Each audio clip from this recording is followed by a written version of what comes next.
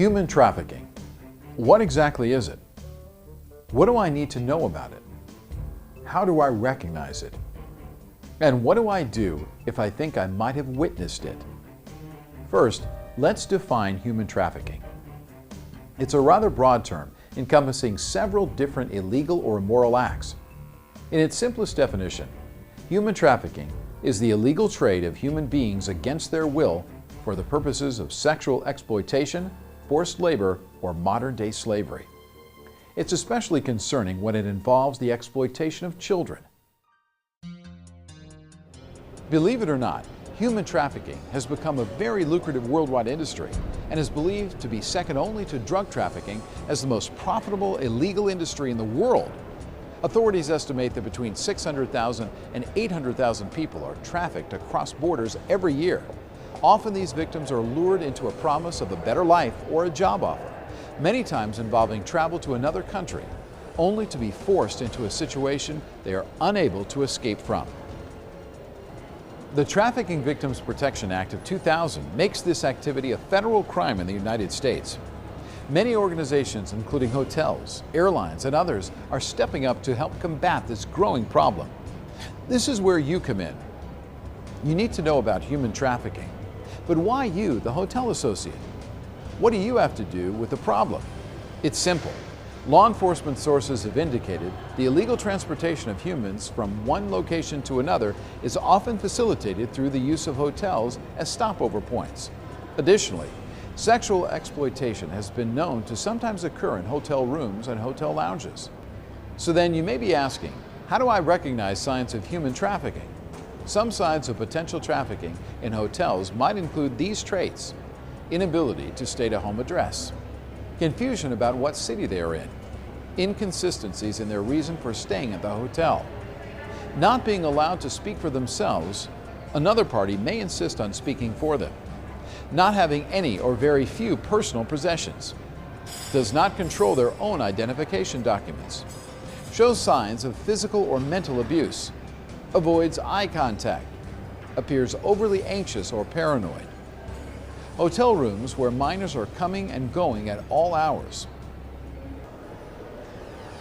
So now that you have some basic knowledge of what human trafficking is and how to recognize some potential signs, what should you do if you think you have witnessed possible trafficking or a related crime? First and foremost, do not overreact. You should not assume these signs mean a guest is engaged in illegal activity, and never suggest that directly to a guest. What you can do is report the situation, along with a description of any unusual behaviors you have witnessed to hotel management or security. Secondly, document any unusual and suspicious behaviors, conversations, or activities, and pass those along with your concerns to management. If there is sufficient cause to alert law enforcement, let management or security handle that. They are trained in how to respond to these suspicions. Remember, identifying and reporting potential human trafficking should be a part of everyone's responsibility. As a frontline hotel associate, you may be in a unique position to identify illegal activity early on, and that could be the difference. Now let's look at a few scenarios where human trafficking could be an issue. An older male is checking in at the front desk with two people who appear to be minors. The older male does all the talking during the check-in process and even tells the others to hush up when they begin to whisper to each other. As they depart the front desk, one of the younger ones appears to be crying and looks back at you with a pleading, frightened glance. Does this arouse any suspicions in you? If so, is it possible this could be a human trafficking situation? What red flags do you see that would lead you to think this could be human trafficking? What actions, if any, should you take at this point? This could be a completely harmless situation, such as a grandfather or father taking his two unruly children or grandchildren on a vacation. Or it could be something else entirely. Remember, we don't want to falsely accuse anyone, but this situation would be best reported to management to keep an eye out for any other problems that could emerge. As the hotel operator, you receive a call from someone in room 212, which is registered to a lone individual male.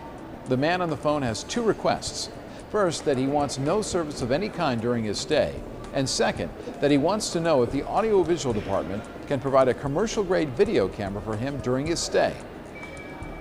You call down to housekeeping and pass along his request for no service when the housekeeping supervisor informs you that she has received complaints from her floor housekeepers of minor children coming and going at all hours. She has not reported it previously because she knows guests should be allowed their privacy. Does this arouse any suspicions of human trafficking or sexual exploitation? Is it possible this could be a human trafficking situation? Why or why not? How would it change your opinion if you had seen older males coming to the desk at different times asking for directions to room 212? What actions should you consider at this point?